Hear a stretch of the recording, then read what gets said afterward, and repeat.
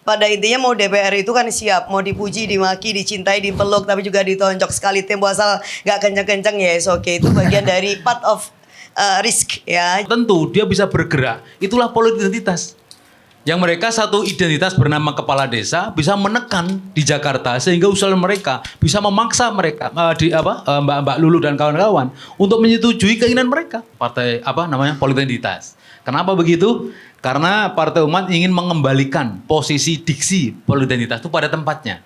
Selama ini disalahgunakan, disesatkan. Politik identitas kepada kitohnya. Tadi tuh. Iya, kalau kita mau menggalikan politik identitas ke kitohnya, sebenarnya ya kita tidak menciptakan diskriminasi yang lain dan berulang.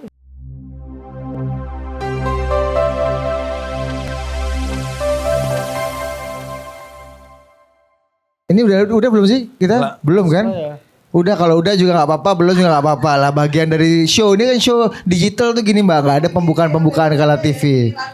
Iya, ya apa Mbak. Jadi Mbak Lulu ini tadi aku dengar. Udah.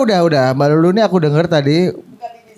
Ya, bahasa aku tuh dipisui. Ya. Gimana cerita? Ini kan harusnya mereka happy dong, kepala desa. Tunggu.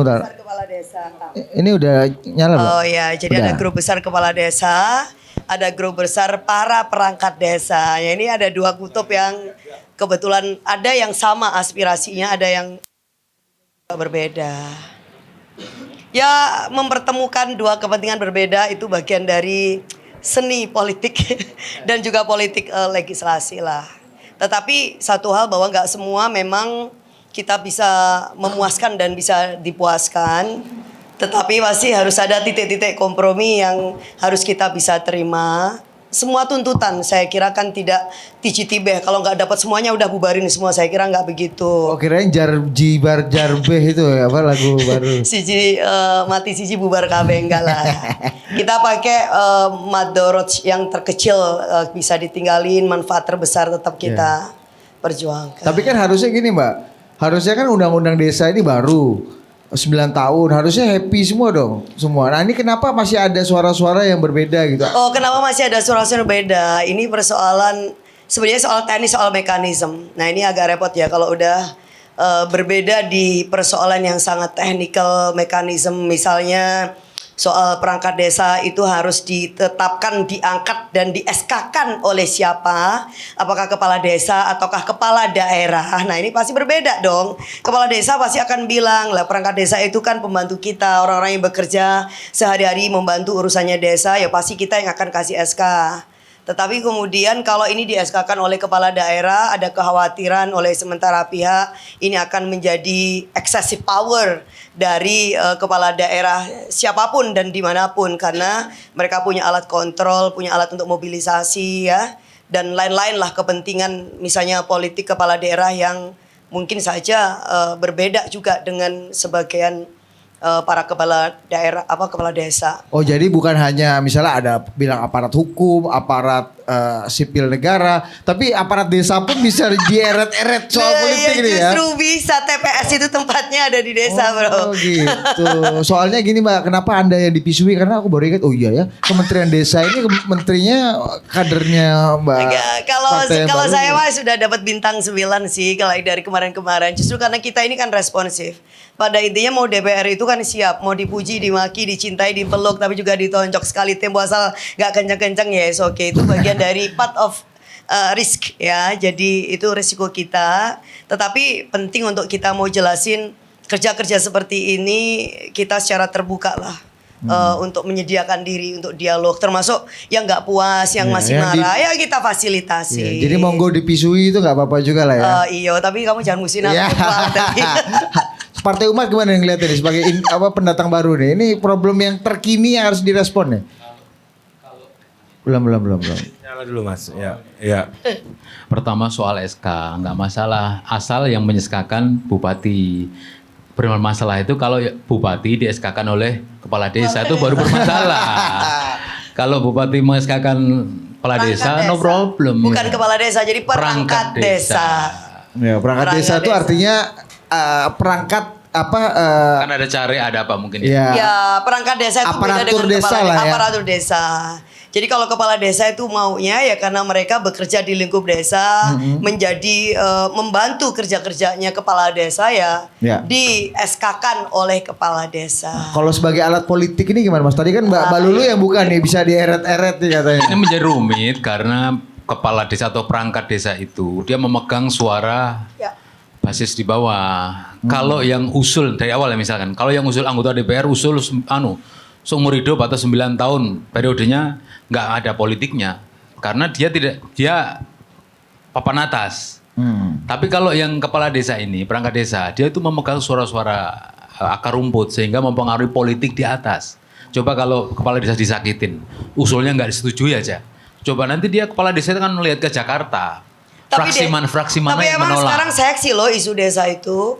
Coba apalagi kemudian ada undang-undang ya. Ini sekarang kan disetujui nih di Balik. Oke, minimal 2 miliar. Walaupun kalau fraksi PKB itu jelas kita mengusulkan 5 miliar per Dana tahun desa, untuk dana desa ya. Iya. Jadi yang diketok 2 miliar. Yang diketok di Balik itu minimal 2 miliar. Kita nggak mau juga batasin hanya 2 miliar. Karena kita juga lihat APBN kita ini kan progresif dan dinamis. Kalau memang kemampuan kita lebih dari itu, kenapa kemudian harus dipatok 2? Tetapi kriteria itu juga mesti melihat misalnya soal geografis, kemudian juga luasan wilayah, jumlah penduduk. Desa yang cuman misalkan 500 dengan desa yang punya jumlah penduduk 10.000 ya pasti harusnya berbeda. Kemudian juga isu tentang kemiskinan. Selama ini stunting. samain? Ini itu dia. Enggak, selama ini indikatornya udah relatif. Itu yang dipakai sih. Tapi kan tetap berdasarkan dinilai. serapan toh. Nah, cuman ada yang dinilai itu tidak adil. Misalnya begini. Ketentuan penggunaan alokasi dana desa itu kan sebenarnya melalui musyawarah desa, ya kan? Karena itu representasi dari aspirasi dari masyarakat desa melalui Musdes. Nah, ya teman-teman Musdes. Tapi tiba-tiba kemudian ini ambiar. Gara-gara tiba-tiba ada permen. Nah, kan? Tiba-tiba ada surat edaran. Tiba-tiba Menteri Keuangan membuat edaran bahwa dana desa harus dipakai 40% BLT. 20% ketahanan pangan, sekian persen ini, pusing mereka. Yang tahu masalah, yang tahu situasi, yang tahu kebutuhan sebenarnya kan ya warga desa setempat atau pemerintahan desa setempat melalui Musdes. Contoh, ketika kemudian ditetapin 40% untuk BLT, kalau kemudian jumlah orang miskin itu nggak nyampe 40%, itu Anda mau pakai gimana duit itu? Pasti akhirnya disalurkan kepada orang yang sebenarnya malah tidak berhak.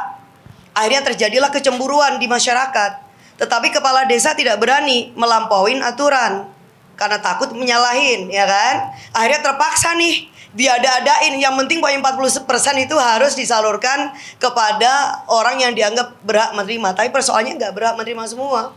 Akhirnya dianggap pilih kasih. Akhirnya kemudian dianggap ini tim pendukungnya. Akhirnya malah terjadi ya kisruh lah di desa karena aturan Segregasi sosialnya terjadi malah kadang-kadang untuk menyelesaikan masalah sosial malah menimbulkan problem sosial akhirnya baru. kita sekarang melalui revisi undang-undang itu kita punya komitmen bahwa desa itu harus kita anggap memiliki kemampuan untuk mengelola dana desa secara mandiri. Tinggal pemerintah tuh netepin aja guidance-nya, pedoman. Oke, boleh digunakan tidak secara terbatas misalnya ini. Jadi beberapa hal boleh lah, misalkan kemiskinan, soal stunting. Tetapi di luar itu kalau memang ada aspirasi masyarakat desa yang diketok di Musdes, itu kan bentuk permusyawaratan tertinggi di tingkatan desa, maka itu bisa dieksekusi gitu. Jadi tidak melanggar aturan. Nah, kita udah bikinkan revisi yang memungkinkan kepala desa untuk tetap bisa secara fleksibel melakukan kreativitas dan inovasi, tetapi tetap tidak melanggar undang-undang. Nah ini tapi butuh disiplin pemerintah pusat juga bro. Kementerian Keuangan ini sukanya ucuk-ucuk, ya kan? Sekian persen untuk ini persentase. Ya, Bukankah dia koordinasi dengan Senayan toh Bu? Menteri Keuangan ini Enggak, loh. oh enggak ada kalau pakai. Ya bukan nggak ditunjukkan lewat belakang gitu loh. Ya Kementerian Keuangan kan kalau untuk urusan yang teknis gitu nggak konsultasi dia.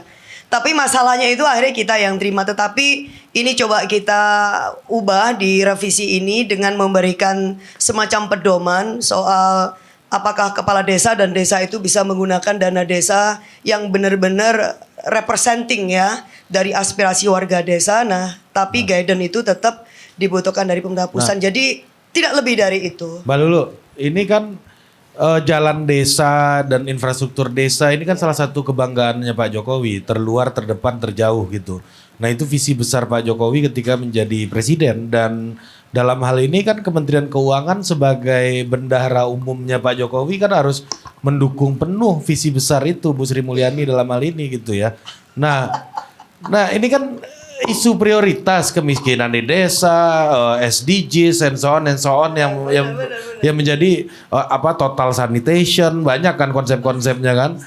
Stunting itu kan isunya ada di desa semua, dan itu pikiran besarnya Pak Jokowi. Masa hal kayak gini Bu Sri Mulyani sebagai bendahara umum tidak memberikan dukungan penuh gitu loh. Kalau saya bilang begini Mas, yang tahu urusan desa adalah desa. Desa itu udah punya data, tetapi lu mau pakai apa enggak? Nah persoalannya data itu sekarang ini tiba-tiba ada di berbagai tempat. Mohon maaf aja, beberapa kementerian terkait itu kemudian membuat data yang atas nama dan untuk desa. Tetapi data yang dilakukan oleh desa itu sendiri nggak dipakai. Contoh, baru kemarin kepala desa itu misalnya protes, Bu, yang terkait dengan PKH. Kita ini udah pusing menjelaskan kepada masyarakat bahwa penerima PKH itu bukanlah daftar penerima yang kita ajukan. Karena yang kita ajukan itu udah direvisi. Ada penerima PKH yang sekarang itu statusnya udah naik. Dari dulu misalkan itu di bawah kemiskinan, kemudian miskin, dan kemudian sampai kemudian udah baik ekonominya. Jadi udah ngelayak. Tapi ternyata apa yang terjadi? Yang selalu kemudian diulang ya data yang lama dan tidak berubah. Nah itu artinya pemerintah pusat menurut saya perlulah melakukan sinkronisasi data, dan menurut saya menghargai data yang sudah dihimpun oleh desa. Itu menjadi sangat penting sehingga gak ulang-ulang. Termasuk yang tahu kebutuhan jalan usaha tani itu siapa? Ya pasti desa toh. Tahu kebutuhannya berapa kilo di desa ini yang masih belum terjangkau oleh jalan usaha tani. Berapa kemudian keluarga yang stunting. Berapa misalkan jumlah yang warga miskin yang benar-benar miskin yang butuh bantuan dan yang tidak. Seberapa besar misalnya isu ketahanan pangan itu menjadi prioritas di desa ini ketimbang misalnya ngasih BLT itu ya desa setempat. Tapi ini kan nggak terjadi karena ada penyeragaman Mas dari atas. Jadi diseragamkan. Padahal kebutuhan itu berbeda. Nah di undang-undang desa itu kan padahal diakuin bahwa setiap desa itu unik. Punya sejarah, punya asal-usul, punya karakteristik yang sangat berbeda. Nggak harus Jawa luar Jawa perbandingannya. Bahkan di Jawa sendiri aja satu kabupaten beda desa ya itu punya sejarah masing-masing. Nah karakteristik asal usul historisitas yang berbeda dan kemudian juga kebutuhan berbeda itu yang menjadikan alasan kenapa dulu ada undang-undang desa sebenarnya. Nah ini tinggal secara konsekuen dan konsisten mau kita jalankan dengan semangat itu apa enggak. Nah kalau kemudian ada arogansi dari pemerintah pusat yang sementara ini memang masih tampak ya dari cara menetapkan alokasinya dan untuk apa yang sangat sentralistis. Dengan data yang belum tentu memakai data dari desa itu kan? Bukan hanya belum tentu, memang tidak pakai. Oh, Kementerian Desa pakai data dari Nah justru itu pertanyaannya, ada Kementerian Desa yang dibentuk berdasarkan undang-undang tetapi kemudian secara fungsional itu kemudian tidak maksimal. Tidak maksimal bukan karena kementerian ini tidak bekerja secara maksimal, tetapi karena adanya tumpang tindih kewenangan di kementerian yang lain. Artinya belum tentu data dari Kementerian Desa pun dipakai dan diwarok gitu lah ya. Iya, padahal kalau data dari Kementerian Desa yang dipakai udahlah pasti ada percepatan untuk soal pengurangan kemiskinan di desa, disparitas kota dan desa, kemudian juga soal stunting. Terakhir misalnya ya, ingat nggak ketika Bapak Wapres pernah bilang anggaran dan alokasi anggaran untuk stunting selama ini yang udah dikeluarkan oleh pemerintah pusat lebih dari 300 triliun. Saya di Lemhanas itu nanya karena aku diundang. Itu dipakai untuk apa, oleh siapa, sasarannya siapa? Berapa yang itu benar-benar dari sekian ratus triliun itu dipakai sebagai bentuk intervensi langsung bagi keluarga yang stunting, anak-anak yang stunting atau bahkan pencegahan stunting. Ternyata hanya untuk rapat. Yes, dijawab sendiri kan. Nah ini kalau kemudian ini dikonsolidasi, direalokasi, ditempatkan ke satu kelembagaan sendiri, badan sendiri atau kementerian yang memang khusus nanganin tentang desa, yo gak terjadi Pak kemusproan anggaran itu. Pasti itu jauh lebih efisien dan jauh lebih efektif dan pasti tepat sasaran. siapapun yang jadi menteri nanti sebenarnya ya. Tetapi pendekatan sistem itu menurut saya juga penting. Nggak semata-mata oh ini kebetulan ini menteri ini dari partai mana, wah juga nggak bagus lah. Ini yang terjadi kayak gitu sekarang. Nah ya kita mengembalikan arah yang benar tentang membangun Kan ini Indonesia. fungsi kontrol Anda, Fungsi Pak. kontrol. Punya imunitas Anda untuk ngomong ini. Ini kita- Pak Amin, Mas. Enggak, terus ya kalau kita tanya yang salah itu siapa? Biar coba dijawab. Ya, Pak. Ini Anda lebih banyak jadi host hari ini nih Mas Mustafa. Kita masih Yang partai salah itu baru siapa? soalnya belum. Yang ditahanan aja belum tentu dia yang bersalah.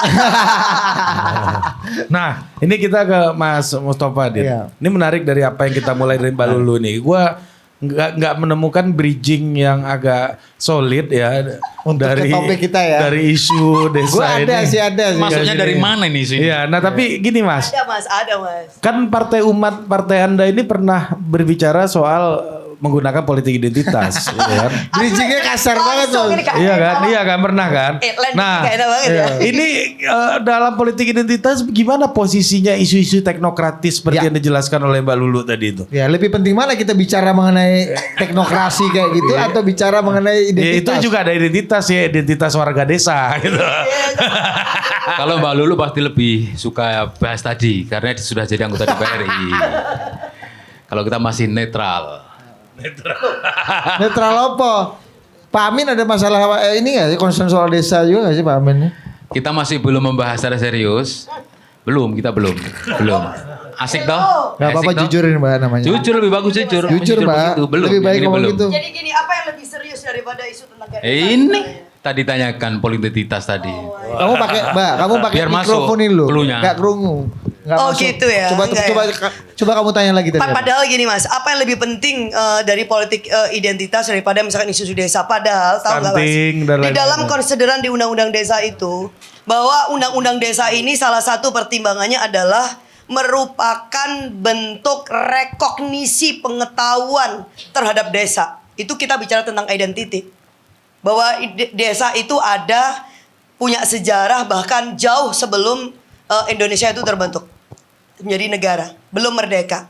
Punya asal usul, punya sejarah, punya identitas, punya karakteristik, bahkan punya yang namanya prototipe demokrasi yang ala desa, punya sistem pemerintahan yang udah jauh lebih mapan.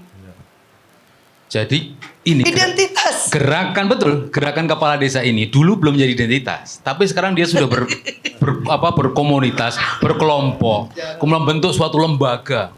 Ya dulu cuma para desa dulu, itu belum bagus pasif sekarang. Sekarang sudah TMS sekarang, sudah terstruktur, sudah sistemik, masif. Sehingga tuntutan mereka yang berkelompok ini, mereka berkelompok karena apa? Satu nasib, satu kepentingan. Kalau sudah satu nasib membentuk kelompok tertentu, dia bisa bergerak. Itulah politik identitas.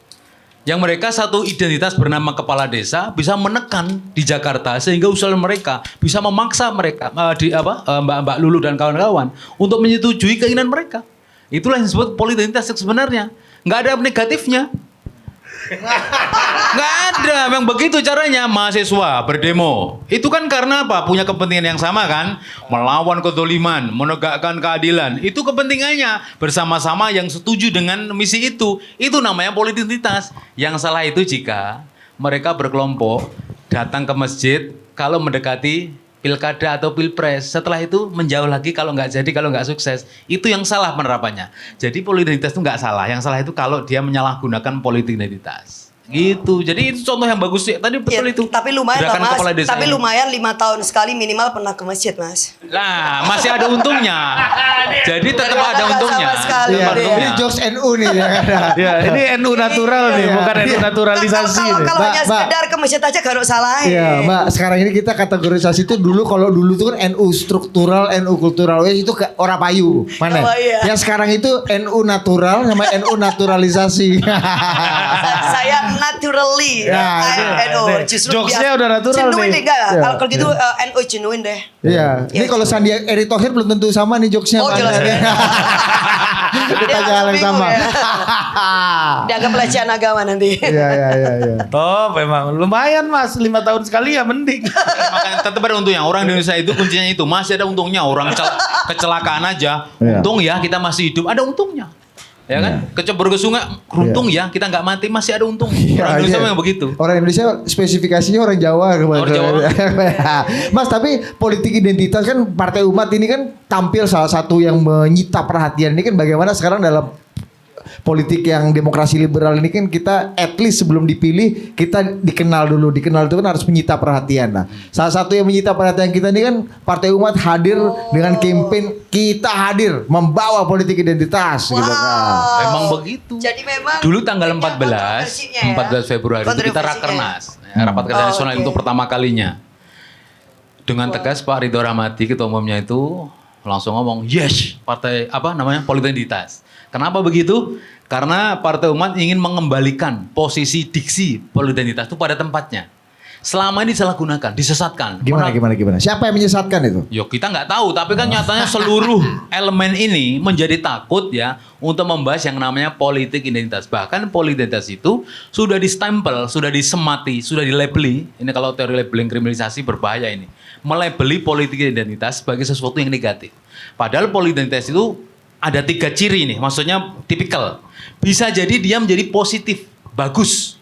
Kalau dia menempatkan politik identitas pada tempatnya. Jadi dia memang meskipun dia dikatakan membelah atau bermamah biak atau apalah istilahnya, tapi dia sistem itu menghasilkan sistem positif. Tapi bisa juga berbahaya. Berbahaya kalau itu istilah politik kemudian dipraktekkan secara salah. 2 ya. Yang ketiga, bisa agak netral. Dia memang tidak mengedukasi tentang politik ataupun identitas, tapi dia juga tidak mengganggu adanya politik identitas. Nah, nuwun sewu nih Mas. Yes. Apa jaminannya panjenengan nih menerapkan politik identitas dengan benar gitu? Itu. Ya. Tidak ada satupun manusia yang maksum. Menjamin itu nggak bisa, tapi niatnya harus perlu. Maksud tuh apa? Coba nih banyak ini. Sebentar, ada yang Ini namanya 40% sekuler nih Mas. jangan begitu, Kiaiku di Dublin namanya Kiai Maksum. Kasih dulu Mbak pencerahan bibir sekuler nih Mbak. Ini dosen gue di UNAS nih. Tanpa dosa. Oh gitu. Rasulullah saja yang maksum karena beliau suci dan tidak memiliki dosa. Tapi Iya. kita ini nggak ada yang suci. Ya, apa argumentasinya Jadi kalau kalau saya panjenengan ditanya pasti benar jaminan gitu apa, loh. wong negara apa itu lembaga penjamin Dia pun gak yakin bos. bukan gak yakin. Kita tidak boleh ya menjamin 100% wong kita Iya, bukan. iya. Tapi ini partai politik bukan lembaga think tank. Iya. Iya. Kira-kira ancer-ancernya lah kalau nggak 100% gitu Mas. Iya. Jadi kita sudah mengadakan penelitian sangat mendalam tentang politik identitas bener ini ya, itu. dan menyimpulkan, maka pada bulan Februari itu kita langsung mengatakan bahwa yes politik identitas. Karena apa ya? Ini sudah kesesatannya sudah terlalu jauh. Apa Kesesatannya jauh. terlalu jauh nih. Terlalu jauh. kesimpulannya riset tadi apa? Itu tadi bahwa memang politik identitas itu harus dikembalikan pada posisi semula. Kembali ke kitoh ya. Kembali ke kitohnya bahwa Oh, ya. kamu kalau tersesat jangan terlalu jauh, kita kembali ke Partai Umat. Ya memang betul bahwa kita memang betul. Jadi kalian ini itu di undang-undang yayasan saja itu ditulis mendirikan yayasan perkumpulan boleh. Syaratnya mau berkumpul berdasarkan agama pun boleh. Ya. Berdasarkan etnis juga boleh. Berdasarkan ciri khas apapun boleh. Boleh. Kenapa? Ya memang itu ciri khas fitrah manusia untuk berkumpul. Maka dalam Al-Quran itu kalian berbeda-beda itu supaya bersatu. Maka yang beda-beda kita satukan dalam kepentingan yang sama. Kalau negara ini membuat keadilan, maka yang korban keadilan itu berkumpul. Yuk ini kita luruskan. Itu politik identitas. Itu politik identitas. Kemudian kita semua banyak orang demo-demo ini. Kita itu mendapatkan keadilan. Mendapatkan kezoliman. Kita ditimpang kezoliman. Orang nggak salah dihukum, yang salah bebas, ya kan? Banyak seperti itu. Ini pedangnya keadilan ini tumpul ke atas, tajam ke bawah, kan sering kita dengar. Tapi Iya, kita takut. termasuk kepada LGBTQ loh Mas. Apa tuh? Iya, teman-teman tuh LGBT. LGBT. Iya. Kamu gimana mau memperjuangkan Mbak? Nah. Nyebutnya aja salah kamu nih. Gak LGBT. hafal. LGBTQ. Jadi kalau Iya. itu kan soal nilai, semua agama, ya, Diskriminatif. semua agama, saya yakin tidak ingin ada jenis nomor 3 setelah laki-laki dan perempuan. Itu di TV ada kok, bapaknya nangis-nangis di Amerika itu. Melihat apa? Anaknya yang laki-laki berubah menjadi perempuan. Orang Amerika aja nangis-nangis melihat anaknya berubah transgender. Apalagi orang Indonesia yang mayoritas Muslim. Ini loh di sini maksud saya di Indonesia. Maksudnya gimana? Tetapi Singkat itu Pak. identitasnya dia loh yang mau diperjuangin loh Mas. Enggak apa-apa, biar mereka berkumpul sesama LGBT berkumpul biarin aja. Ke partai umat. Apa? Ke partai umat Lo kan? enggak dong. Loh, gimana? Nanti dulu. Wah, gimana? Nanti dulu. Ini belum belum tangan, lengkap. tepuk tangan. Loh, bukan. Ah, ini dia. Dengerin dulu ya, dengerin dulu. Sebentar, dengerin dulu. Biar Jangan konsisten ya, dipotong. biar konsisten. Enggak, padahal Biar lengkap saya dulu, udah- biar lengkap aku udah dulu. seneng tadi sebenarnya. Nanti dulu, dengerin dulu. Ini Mbak Lulu pakai Partai argumen Mas Umat, Taufan kan tadi kan. nanti dulu. Ini belum selesai udah dipotong. Iya, iya, iya. Lanjut dengerin. Mas.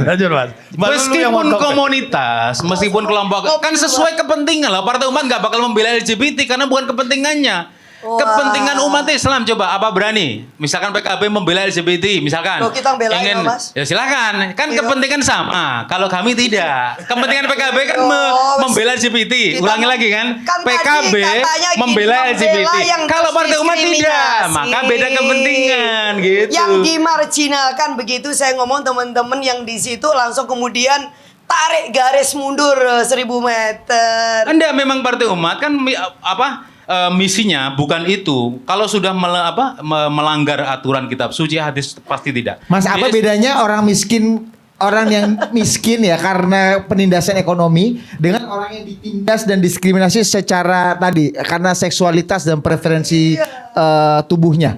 Gini. Bedanya apa sehingga umat hanya mau membela No. yang ekonomi tapi Di tidak mau Islam, membela kita. di Nanya aja aku nanya. Oh iya.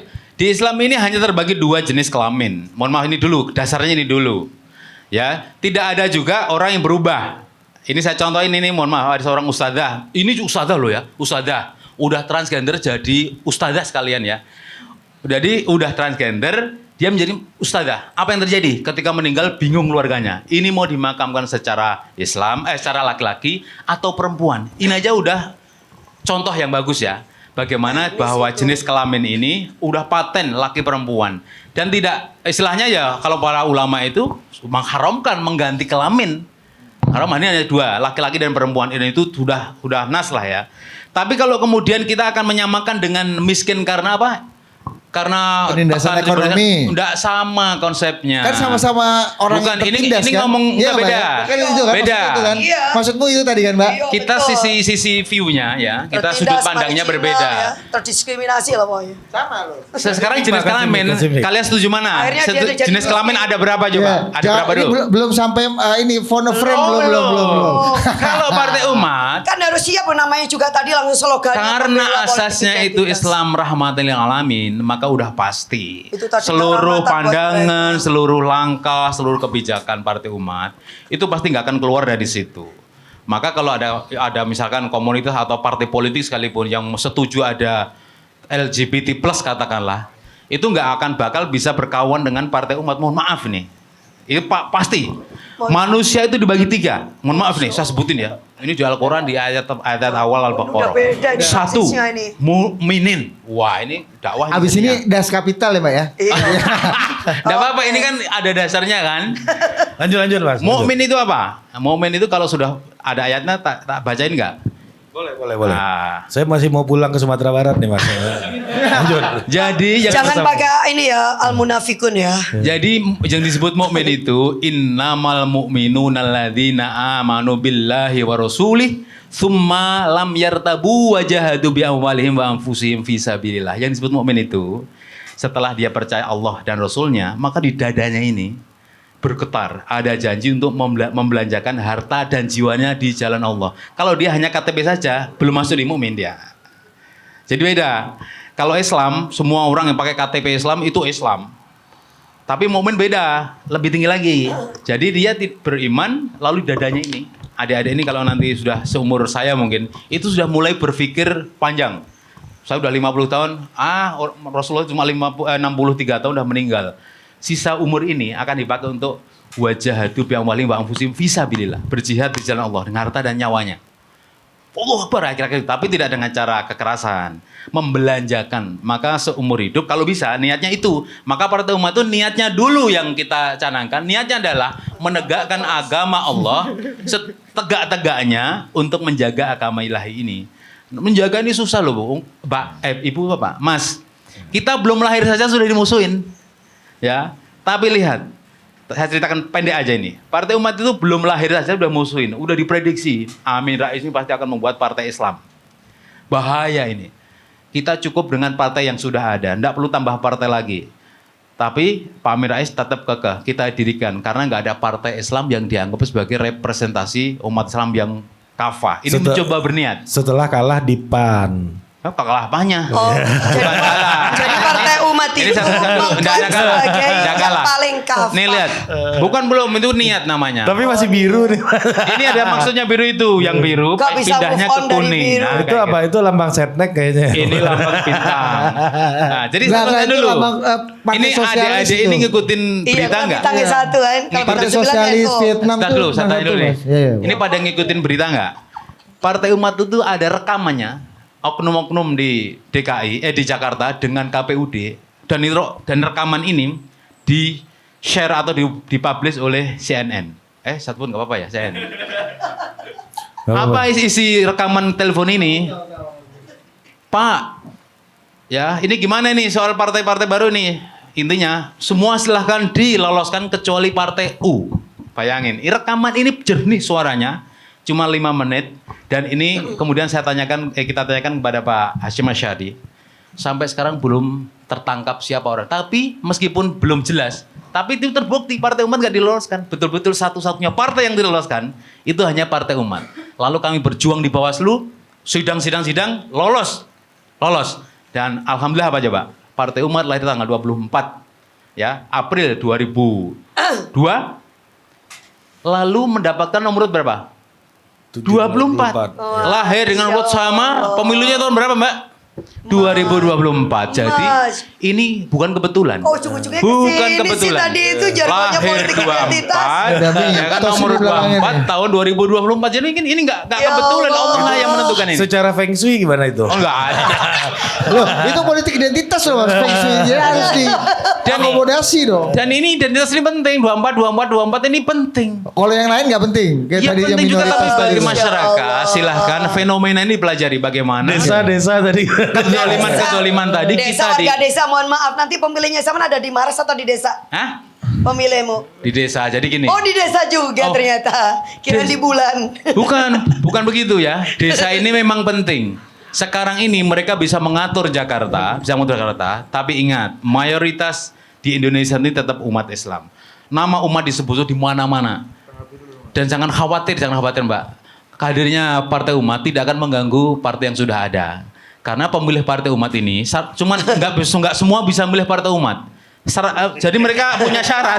Ayo Secara dong. jenis kelamin cuman laki perempuan. Eksklusif ya. Secara umur dia mungkin hanya di atas 18 tahun yang bisa milih ya. Kasihan banget sih. Kalau Ya Allah. Ini gue mulai Jadi simpatik memang- sama Partai memang- Umat nih.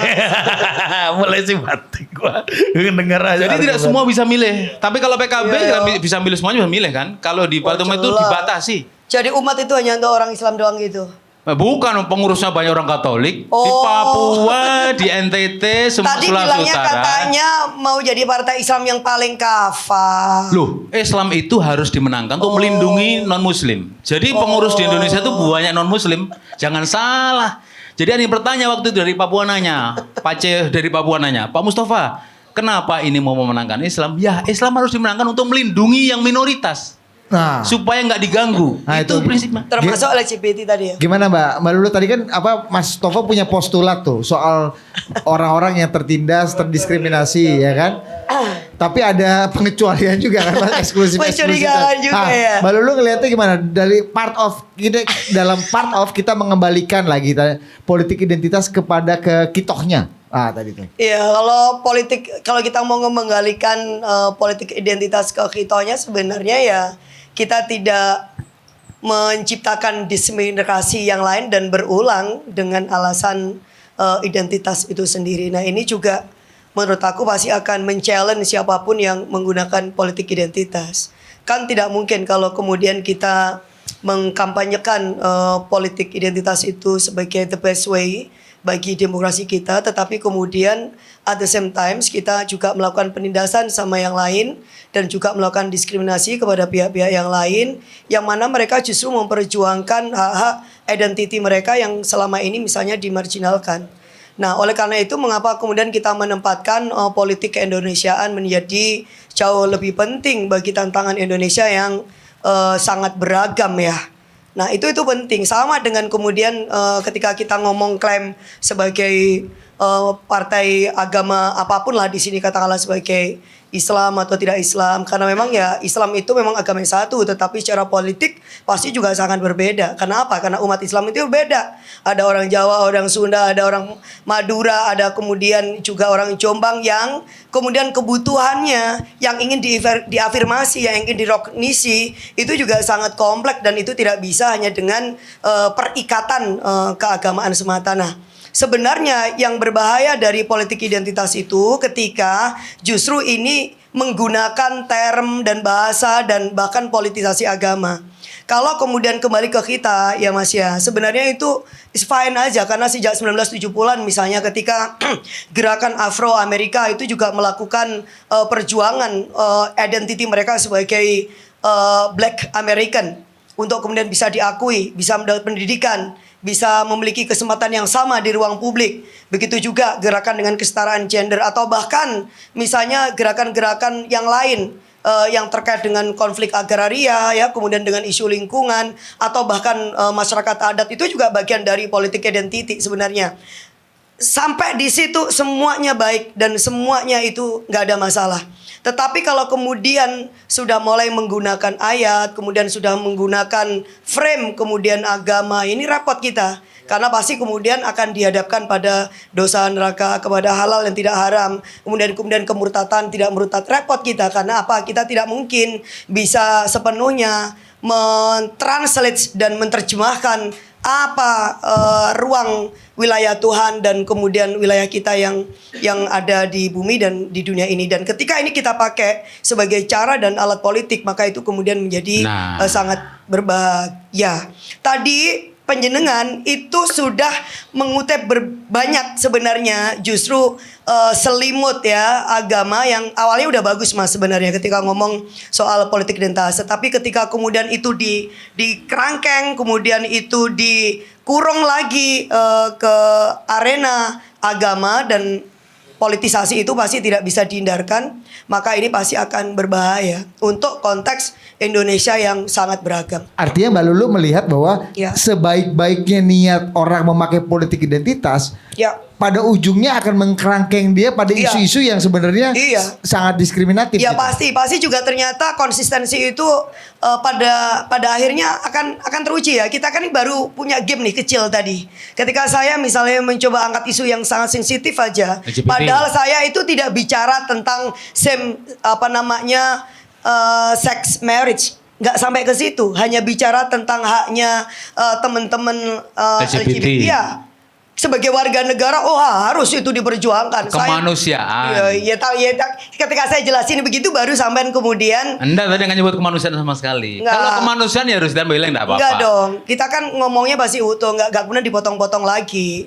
Ketika kita bicara tentang mereka, kita bicara tentang warga negara. Ketika kita bicara tentang orang, siapapun itu, yang beragama, yang nggak beragama aja, kemudian kita tempatkan juga secara setara. Ketika yang kita tarik adalah keindonesiaan. Ketika yang kita tarik adalah kebangsaan. Nah, ketika kita percaya bahwa politik identitas itu baik, maka sebenarnya itu juga kita akan diuji oleh kemampuan kita mengafirmasi semua kepentingan-kepentingan dari strategic group yang ada di masyarakat ini, yang secara politik memang harus diakuin gitu. Oke, boleh saya komentari? Sampai di situ doang. Hah? Iya. Sudah ya. Jadi dari keterangan Mbak Lulu aja sudah agak, mohon maaf tanda petik tersesat, lihat ya. Oh, Kita iya. nggak boleh nyebut ayat. Coba bayangin. Saya tersesat di jalan yang benar, Mas. Coba ya. Jadi dikatakan kalau sudah politik sudah nyebut ayat, mengikat, itu kan tadi di awal sudah sebut. Ada 3 ciri khas dan style kan. Ini bisa menjadi baik, good, bisa ugly, bisa bad. Good baik kalau politik itu ditempatkan pada posisinya. Bisa berbahaya kalau diksi politik identitas itu disalahgunakan atau disesatkan. Bisa netral kalau dia juga tidak mengedukasi tentang politik identitas, tapi juga tidak mengganggu orang yang kelompok yang menganut istilahnya mazhab politik identitas. Memang ada 3. Jadi nggak bisa kemudian kita katakan politik identitas itu berbahaya atau diskriminatif. Enggak. JK aja di sebuah acara ulang tahun televisi nasional mengaku kok siapa yang mau menolak politik identitas, wong capres keluar masuk pesantren tiap pilkada atau tiap pilpres. Siapa yang mau menghapus politik identitas, itu kata JK dengan suara yang terpatah-patah itu. Jadi sekarang bahkan ini saya baca nih. Hampir semua tokoh-tokoh itu profiling loh Mas, gak yang bagus loh. memang betul kok. Iya.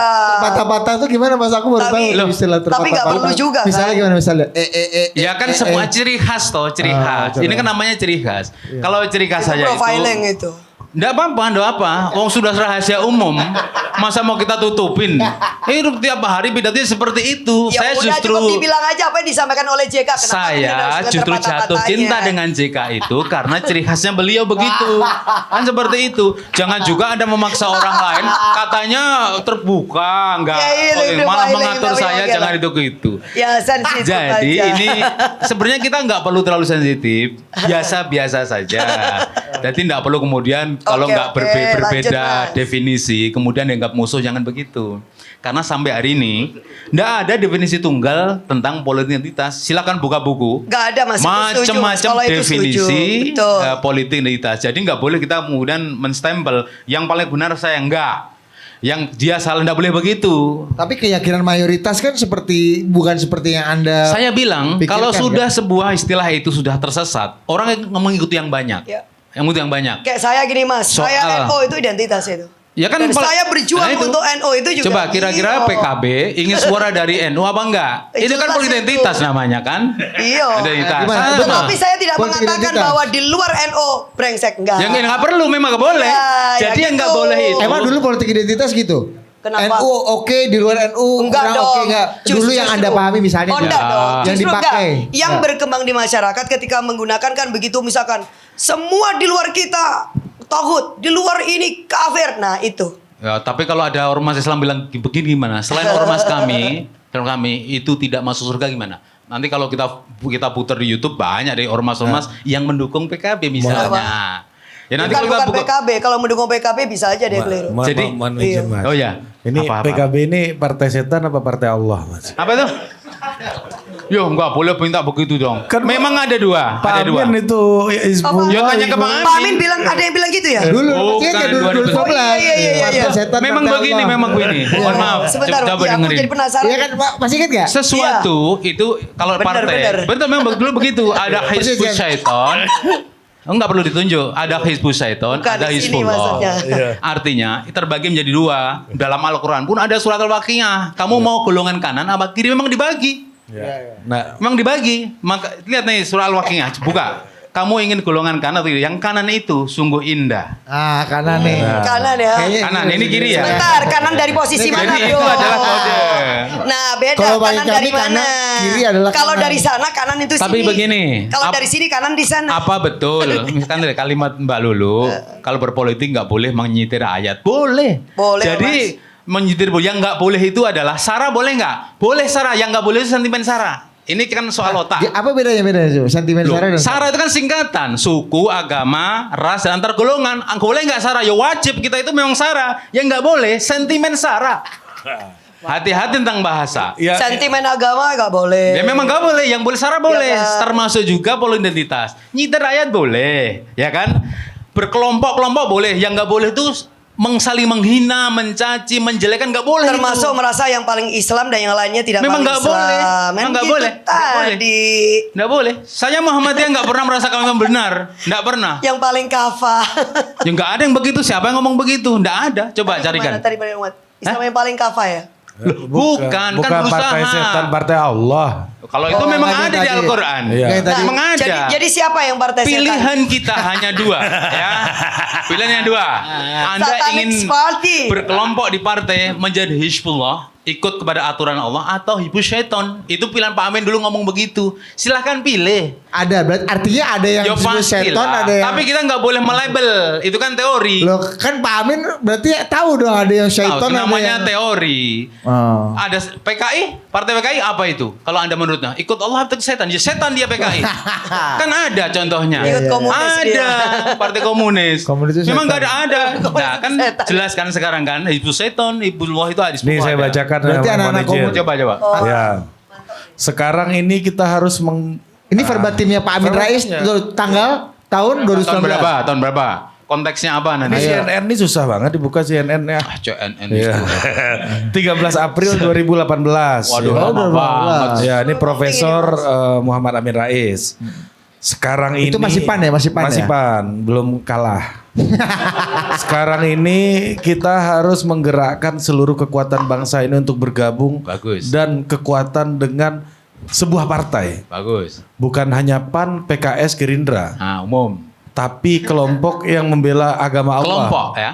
yaitu Hizbullah. Nah, partai manapun boleh. Untuk melawan siapa? Untuk melawan Hizbu Syaiton. Kan betul, Ujar Pak kan? Amin. Siapa Orang-orang itu, yang Mas? anti Tuhan itu otomatis bergabung dalam Oke. partai besar. Itu partai setan. Ketahuilah partai setan itu mesti dihuni oleh orang-orang yang rugi. Rugi dunia, rugi akhiratnya. Ya. Tetapi di tempat ini orang yang beriman bergabung di sebuah partai besar namanya Hizbullah.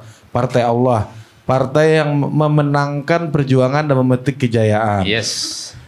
Saya nggak katakan begitu. Jadi bukan partai tapi cara berpikir gitu. Nah, itu. Iya. Jadi dia tidak menyebut PAN, partai apapun nggak disebut. Seperti yang tadi ditanyakan dia. Kalau partai siapa yang partai seton?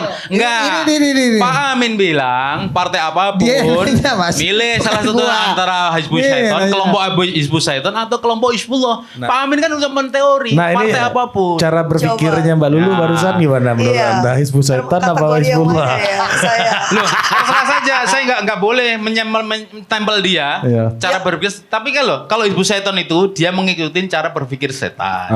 kayak Kalau apa berpikir Hizbullah, setan misalnya. setan itu ada. Kalau melindungi tadi yang postulatnya Mbak Lulu, Iya. melindungi kelompok diskriminasi meskipun soal gender Nanti dulu tadi. boleh tadi kan nanya seperti apa tadi pemikiran setan. Setan itu ya menyesatkan, menjerumuskan, membelokkan. Kemudian yang terakhir itu adalah menampilkan kejahatan sebagai sebuah kebaikan. Ini Wah, sifat setan. kalau itu bisa kita temukan di mana-mana loh. Ya, memang di mana? Memang bukan partai. Pak Amin Iya, tadi bukan bahkan partai. di dalam baju-baju yang kemudian seolah-olah itu proven gitu ya. Itu juga bisa menyesatkan, bisa membelokkan, bisa manipulatif. Dia bisa melakukan kekerasan seksual, dia bisa melakukan apapun tindakan-tindakan setan. Tunggu Bisa, baju bisa. profan tuh bahasa menungsanya apa ya? Pak? Bahasa proletarnya apa itu? Iya. Ya pokoknya yang penuh dengan kesucian-kesucian itu gitu Tidak kan. masalah. Nah ini Iya. saya tambahkan lagi nih ya. Masih. Sangat manipulatif. Iya. Wah, ini bahaya sekali. Ini it's now or never. Wah. Tomorrow, next year will be too late. Jadi tahun depan ini adalah penentuan yang lebih meyakinkan lagi. Kalau kita biarkan kekuasaan Hizbus Setan, setan nggak pernah bisa kompromi.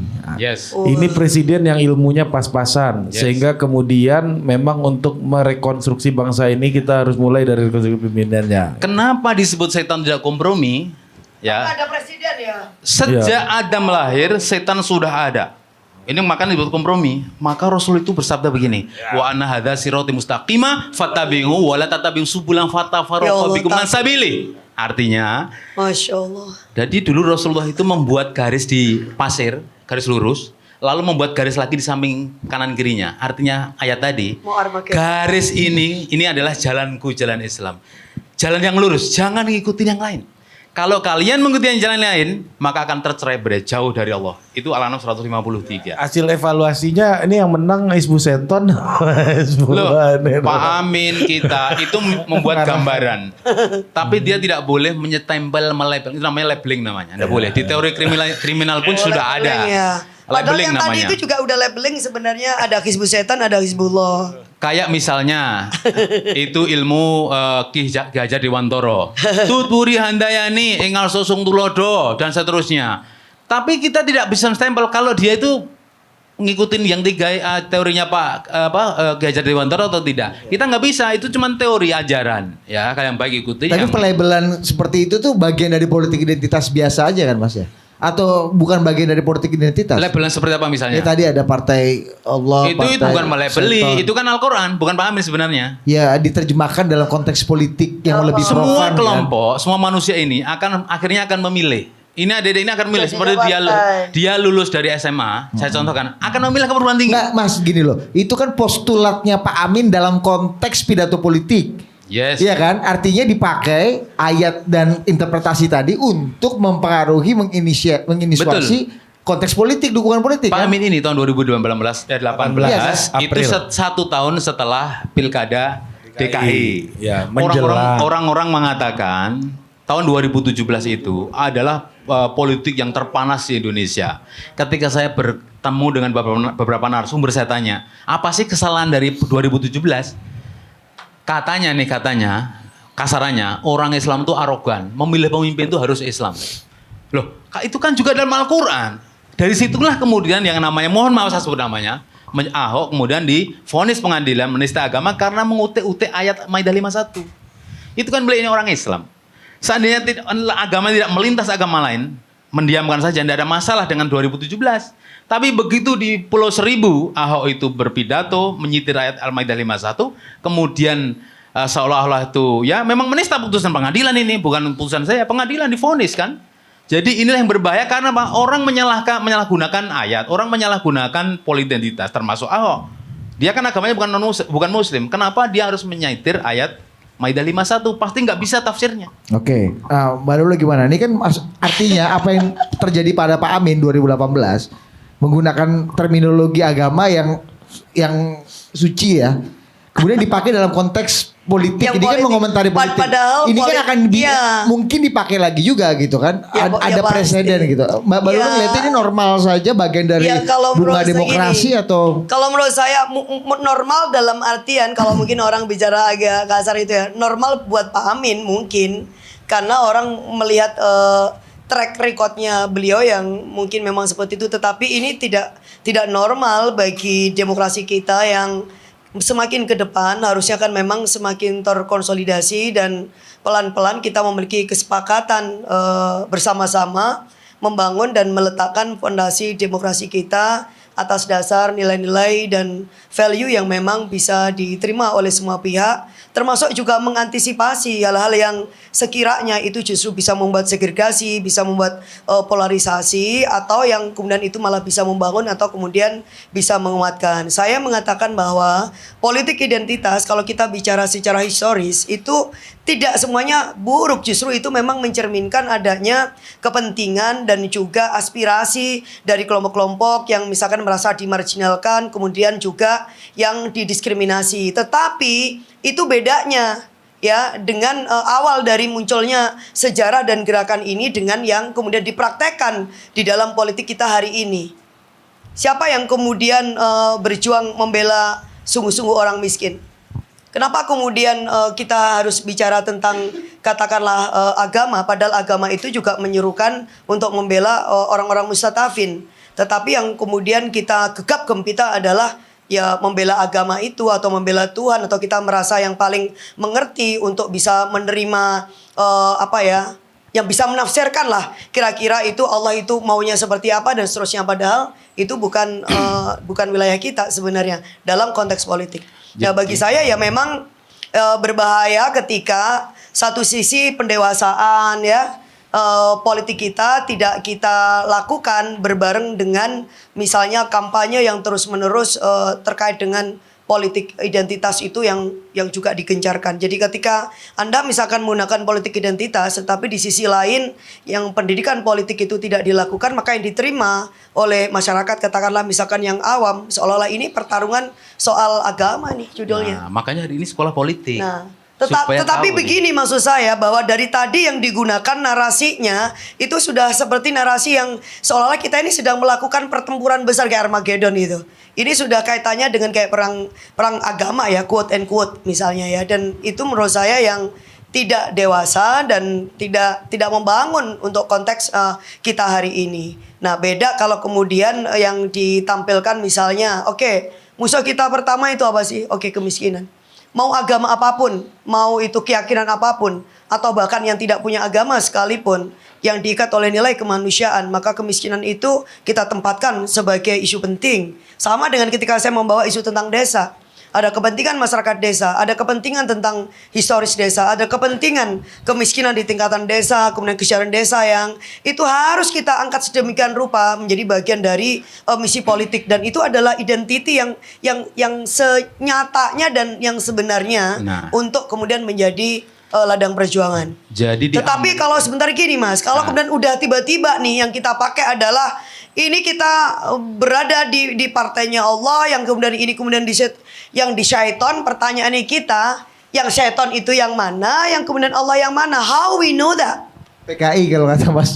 Nah, Tapi kan bagaimana nggak ikut kemudian pemilu. kita bisa tahu dan tiba-tiba sangat confident bahwa kita ini adalah partainya Allah misalnya, padahal mohon maaf, narasi kita, ucap kita, tindakan kita, praksis kita di dalam politik, bahkan kerja-kerja politik itu misalkan menyakiti, membuat orang tersinggung, membuat orang merasa diskriminasi. Berarti itu setan itu. Ya. Berarti itu setan. Oh, berarti di sini. Bukan, itu teori untuk mengikut setan. Jadi sebenarnya kejawab. Ya. Memang kejawab. Ya, ini Partai kan. apapun kalau begitu namanya setan, itu Iya, setan. termasuk kemudian yang mempromosikan itu gitu. Jadi Apa yang jadi mempromosikan? Nggak apa namanya jelas. harus kita Itu memang, teori. ya kita memang hati-hati mendebatkan itu.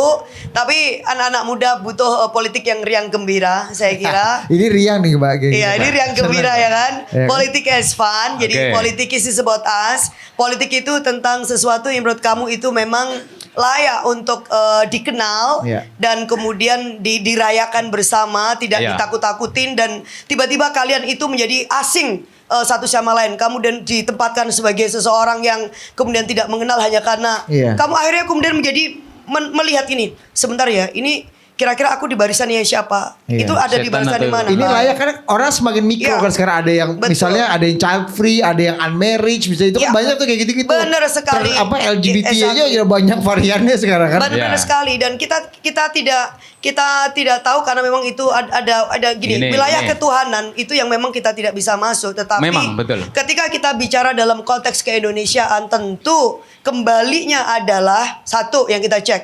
Ada nggak warga negara kita yang mengalami diskriminasi?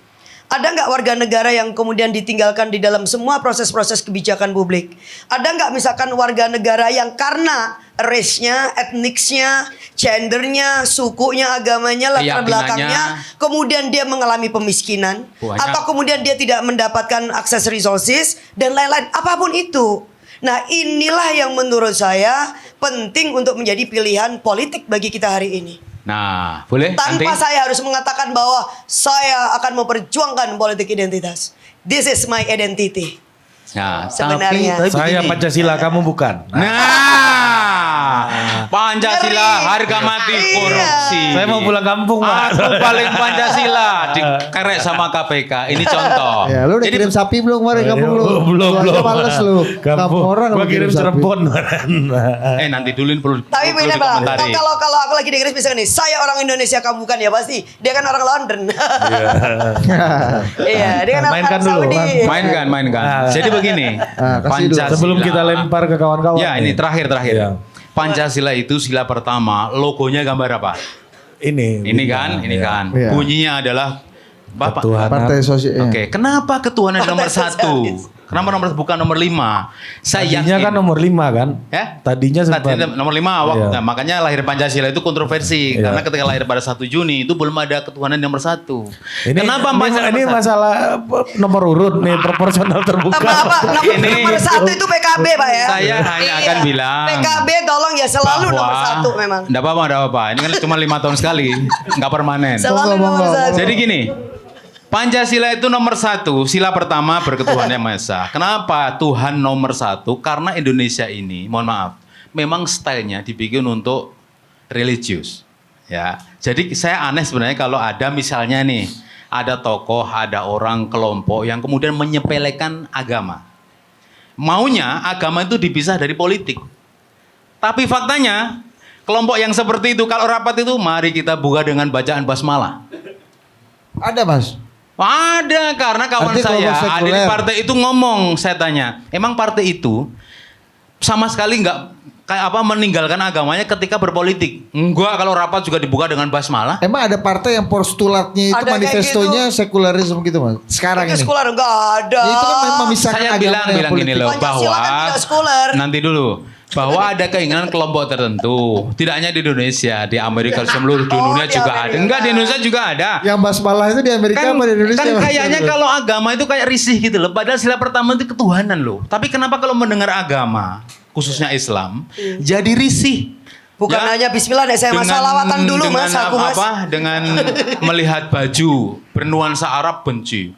Beda keyakinan dibubarkan pengajiannya. Ini nyata loh di Indonesia ini. Ada. Ada banyak beritanya banyak, nggak usah sebut. Nanti buka aja di Google. Bagaimana kajian-kajian luar ustadz yang nggak setuju dengan keyakinannya dibubarkan. Apa bedanya kelompok itu dengan kelompok yang disebut sebagai memicu kerusuhan atau keonaran waktu di DKI ada pilkada? Sama aja orang ngaji baik-baik dibubarkan hanya karena beda pandangan. Ini juga yang harus diteliti. Ini masih Kelompok ini terkait- pula yang kemudian itu juga komunitas yang khas. Selain kelompok itu nggak ada. Katakanlah seperti itu. Jadi kalian Siapa sih, Mas, mahasiswa ini kelompok-kelompok ini kayaknya kan selalu nanya kan. tendensinya? Saya nggak mau nanya karena kita sudah dewasa, bisa Google tracing di situ, mencari kelompok ini. Jadi hati-hati. Ini jadi bumerang loh ya. Ketika seseorang itu sok ya benci agama Islam, sok tidak mau agamis, tapi juga pakai busana Muslim.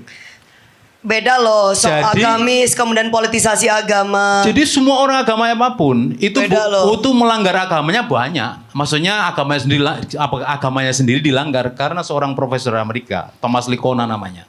Ini profesor karakter terkenal di dunia.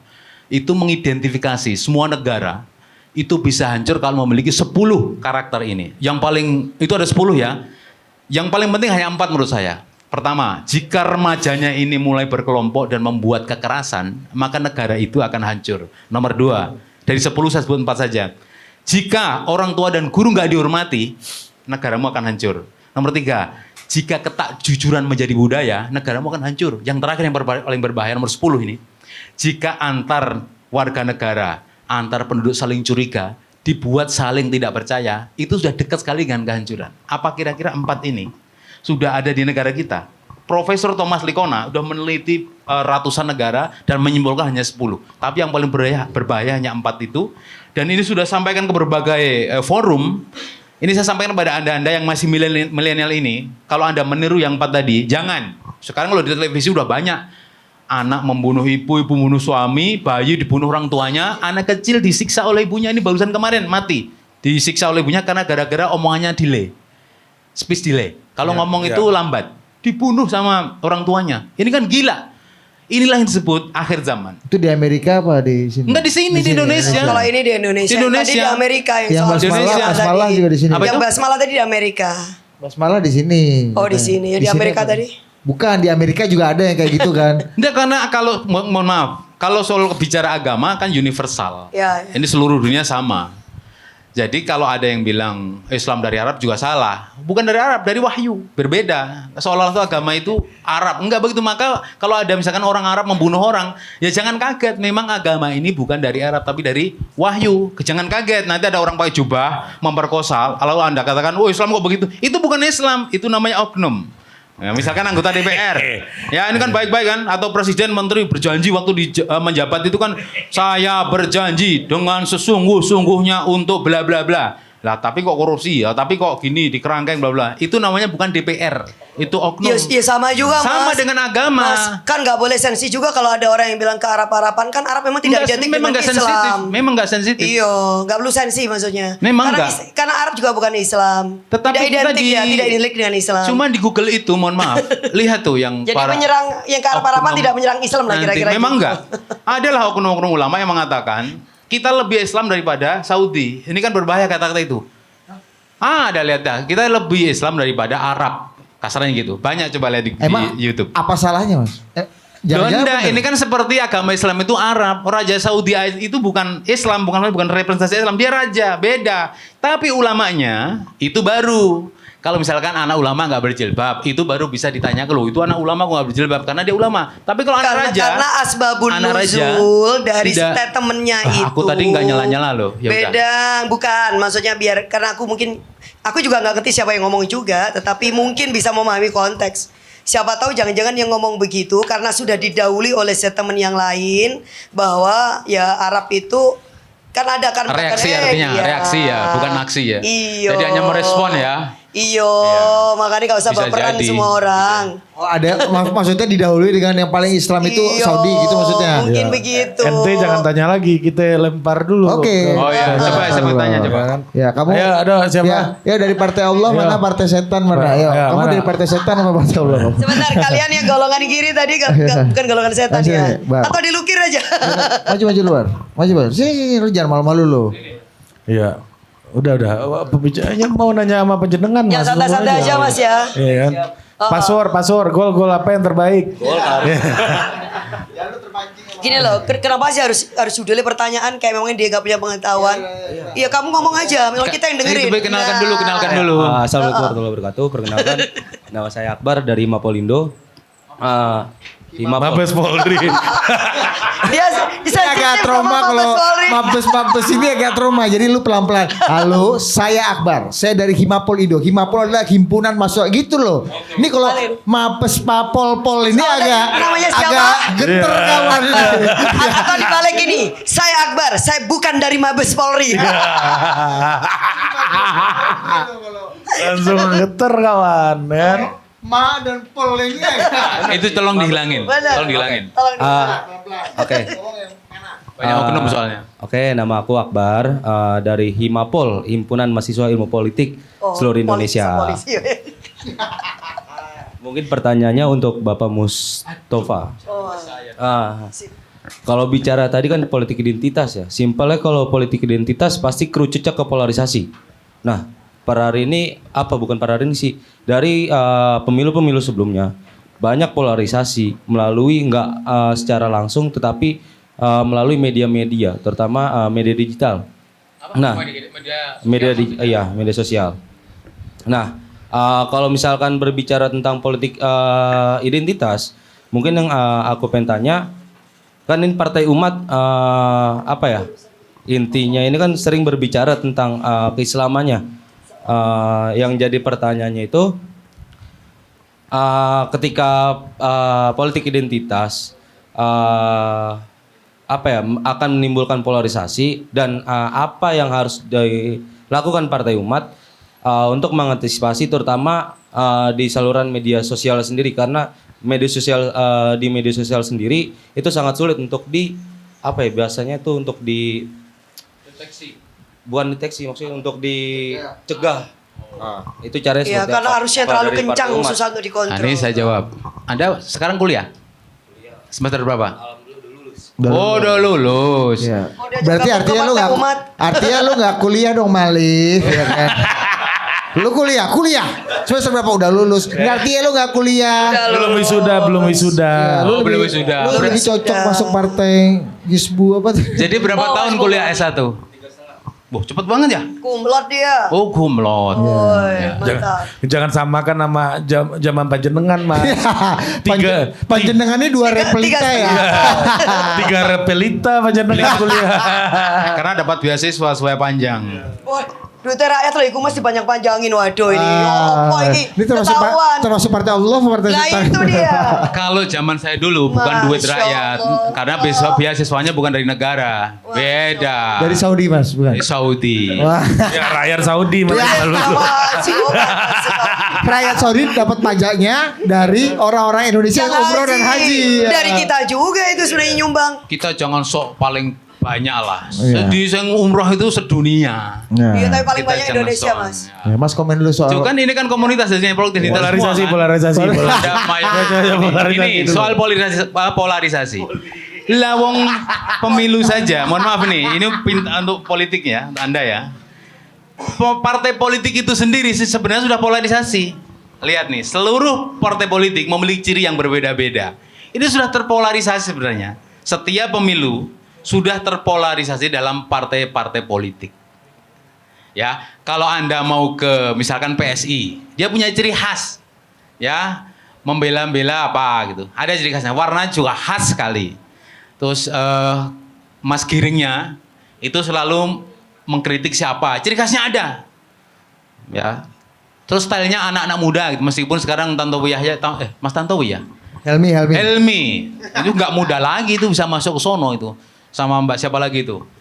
Irma Huta Irma, itu juga sudah berumur saya kira ya. Valdo Nggak Maldini. muda. Nah, Keriting. kalau saya udah nggak cocok masuk PSI, kan udah punya partai sendiri. Nah, jadi polarisasi itu PSI sudah itu termasuk partai jenis apa tadi? Apa itu? PSI masuk partai apa tuh? untuk yang mana? Golongan mana? Yang tadi 2018 Pak Amin katakan. Kalau dia menganut pemikiran setan, dia hizbus syaitan. Tapi kalau dia menganut ajaran Allah, maka dia hizbullah. Ya. Itu terus saja. Condong lebih kemana kawannya? Maksa sekali sih. Delik nih, hati-hati delik mas. Nah, delik jangan, saya udah tahu. Nanti kena ITE Ya, jangan. saya mau ngetes anda aja supaya Oke. tetap istiqomah di. Udah sadar delik bos. Jadi polarisasi itu bukan karena politik identitas, tapi sebelum ada Partai Umat pun sudah terpolarisasi. Partai Umat ingin mengembalikan politik identitas itu pada posisinya. Beda. Jadi inilah kebaikan-kebaikan Partai Umat yang harus Anda apresiasi. Jadi nanti kalau milih 2024, pilihnya Partai Umat, kira-kira begitulah. Ya misinya Anda kan udah milih kan nanti kan. Karena ingin menghentikan polarisasi dan mengembalikan politik Enggak, identitas. polarisasi nggak bisa dihentikan.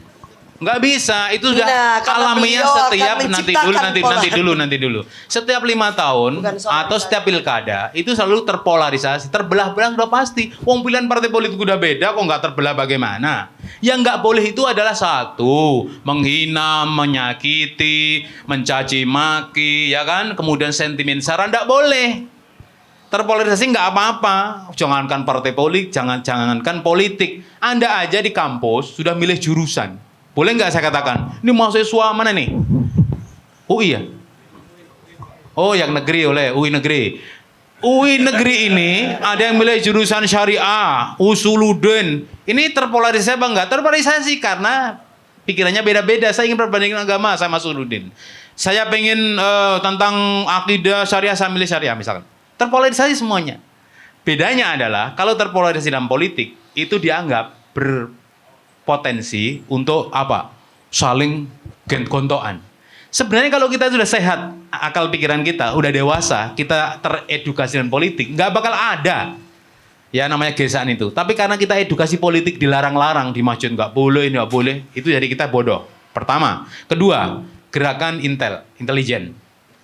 Anda percaya nggak? Misalnya nih, yang bergontok-gontokan, pasang spanduk-spanduk di pinggir jalan itu adalah kelompok intelijen. Percaya nggak? Tunggu mas, ada intel. Loh, almarhum siapa itu namanya? Bekas juga. Ali Murtopo. Bukan. Pitut Soeharto. Lupa. Hendro Mengatakan Priyono. begini. Hendro Priyono. Manulang, AC Manulang. Oh, AC Manulang. Mengatakan di Indonesia ini ada 60.000 intel asing. Saya nggak ngomong intel Indonesia. Intel asing 60.000 pekerja di Indonesia yang dia bisa membuat proyek. 60.000? 60.000. Dia bisa menyamar sebagai mahasiswa, dosen, penjual nasi goreng, kemudian aktivis mahasiswa. Bisa. Ini Pak AC Manulang almarhum. Kader Partai Umat. Bisa. Iya, Karena kan, kita tuh tidak tahu. Makanya tadi saya sebut di awal tadi loh, saya yang dipotong. Manusia 3, mukmin, mohon maaf nih, non muslim kafir 3, munafik. Yang munafik ini jadi intel-intel ini yang mereka merugikan kita semua, negara Indonesia. Mas, waktu itu kalau nggak salah di Muktamar NU tahun berapa ya Mbak ya, itu diputuskan salah satunya untuk mencegah potensi diskriminasi kepada non muslim, itu istilah kafir itu tidak dipakai lagi gitu ya. Ya, itu kan- betul kan Mbak? Menurut Anda gimana? No problem begini. Setiap kelompok ya boleh membuat positioning. Kalau Al-Quran mengatakan kafir, ada surat Al-Kafirun, maksud disebut al non muslim, ya nggak bisa. Nggak bisa. Diksi itu paten karena Al-Quran. Tapi menurut saya yang lain boleh berpendapat berbeda. Jadi nggak perlu ada bela-belaan, tapi boleh aja. Dalam Islam boleh beristihad. Kalau udah beristihad, salah masih dapat pahala. Nah ini bedanya ini. Nah saya lanjutkan tadi. Yang pertama tadi soal terpolarisasi. Yang kedua soal pekerjaan intel-intel hitam ini loh. Mungkin dari asing yang mereka berhasil mengucurkan uang, mencairkan anggaran. Kalau Indonesia ini kacau, maka dibikin demo tandingan. aksi tandingan. Ada 411 dulu tahun 2014, tahun 2016. Lalu ditandingi dengan yang serupa. Jadi tandingan, ada demo buruh, ada kemudian tandingannya, ada demo mahasiswa, ada ekskul tandingan. Merasa nggak Anda? Tapi nggak pernah ikut demo kayaknya Uni itu. Jadi kalau saya tanya soal demo nggak tahu. Jadi demo selalu ditandingin. Bukan hanya tandingan sesama demo ditandingin dengan musik yang keras. Ini adalah aksi-aksi intelijen yang mana tujuannya untuk mengacok balokan demo yang asli. Ini contoh kecil, bagaimana dengan contoh besar negara NKRI yang sangat kuat ini, yang dulunya dimerdekakan oleh para ulama-ulama dan pahlawan-pahlawan, kemudian dikacaukan dengan berbagai create kasus, create kejadian, membuat kita ini saling berkelahi. Saya berkelahi dengan dia, berkelahi dengan dia, nah itu seperti itu hasilnya. Tapi kalau hanya diskusi, jangan pikirkan matang-matang di hati. Ini kalau diskusi ini biasa. Sekarang kita konyok gimana, nanti sampai situ ngopi bareng nggak apa-apa. Ini kan diskusi. Ini sampai rahang Jangan aja. masuk ke hati. Sampai rahang. Oke, Sampai rahang. kita lanjut lagi ya. Baru lu mau jawab Ini nggak? pertanyaan Mas Iya, Nova. soal polarisasi sih.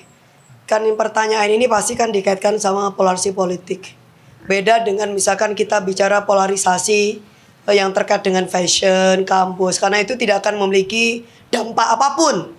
Tidak memiliki dampak destruktif. Mbak, polarisasi fashion itu Lah gimana coba? makanya kan polarisasi dibilang kan ada di mana tempat lah, dimanapun. Kalau oke ini suka hitam, ini suka putih, that's fine. Kalau kemudian kata ini, tetapi ketika ini kemudian dalam konteks politik tentu kemudian menjadi berbeda. Polarisasi kalau kondisinya gelombangnya baik-baik aja gitu ya baik-baik aja. Tetapi ketika ini udah ditarik ke arah misalnya ideologisasi yang sangat ekstrim, maka inilah yang kemudian terjadi apa yang namanya benturan-benturan itu. Nah saya kira ini yang dikhawatirkan oleh sahabat kita yang muda tadi ya, bahwa polarisasi yang justru membawa keterbelahan, kemudian keterpecahan, kemudian munculnya kebencian, hatred dan seterusnya. Dan itu lebih parah lagi ketika kemudian fuelnya nih adalah misalnya politisasi agama. Jadi agama memang menjadi spirit yang sangat penting sebagai kekuatan yang membangun, yang mempersatukan. Tetapi ketika ini tidak digunakan secara hati-hati, tidak dimanfaatkan dengan cara yang tepat dan benar, kapan ini digunakan dan kapan kemudian ini diletakkan di ruang yang berbeda, maka ini ya pasti akan menjadi alat yang bisa membakar dan itu pasti akan sangat destruktif. Karena apa? Karena yang terjadi adalah politisasi. Maka ini yang harus kita waspadai dan kita hindarkan, karena anak muda sangat rentan sekali karena hidupnya nggak bisa lepas dari media sosial. Kalian tidak bisa hidup tanpa handphone. Handphone ini ada gelombang yang pancarannya luar biasa dan informasi itu miliaran dalam waktu hanya sekejap. Dan ini akan lebih destruktif lagi kalau kemudian yang diluncurkan di dalam informasi melalui media sosial adalah ya isu-isu, kemudian semangat, spirit yang memecah, yang membelah ya. Bukan yang kemudian membangun di antara kalian semua. Jadi berbeda itu biasa kalau berbeda, tetapi membelah itu beda lagi gitu loh. Terbelah dengan kemudian berbeda itu menjadi berbeda.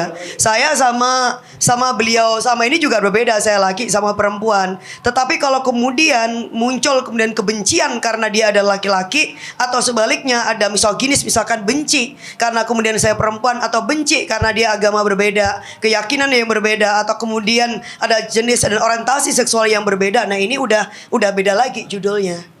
Nah ini yang kita hindarkan dari yang namanya polarisasi karena adanya trigger dari politik identitas. Jadi biar balik lagi ke temanya dia. Oke, sudah disimpulkan dengan apik tadi oleh Ya. Mbak Lulu ya. Kita akhiri diskusi kita hari ini. Terima Jangan kasih. sampai Budi menyimpulkan lagi. Sudah Bisa tahu. tambah. Ada kesimpulan Tadi gua. ya. Hah? Ternyata polarisasi tidak hanya soal politik tapi juga soal Fashion. fashion. Iya. Fashion dan passion. Ya, fashion ini jilbab ini fashion. Oh ya, Pak? iya. Saya kasih background sedikit soal jilbab ini gimana, jilbab Afrika ini ceritanya nih, Pak. Terserah Iya. tafsir bebas. Enggak, ceritanya Mbak Lulu Ini memilih polarisasi fashion yang fashion kayak juga kan begini. ada Nah ini jelas ya. Iya, Ini bagian dari tafsir bebas saya. Iya. Yang terkait dengan memakai penutup kepala. Iya. Kenapa modelnya yang kayak begini kan Oh, banyak nah, ini model modelnya lain. petani desa aja, yang kayak Mas. begitu ada, yang itu ada Oh iya, gitu. ya itu bagian dari Polarisasi fashion. Iya. Ya itu maksudnya. Polarisasi fashion ya kan. Enak, simple, tropis kan ISIS gitu ya Mas Jan ya. Iya. Oke. Sejuk tapi keren juga kan.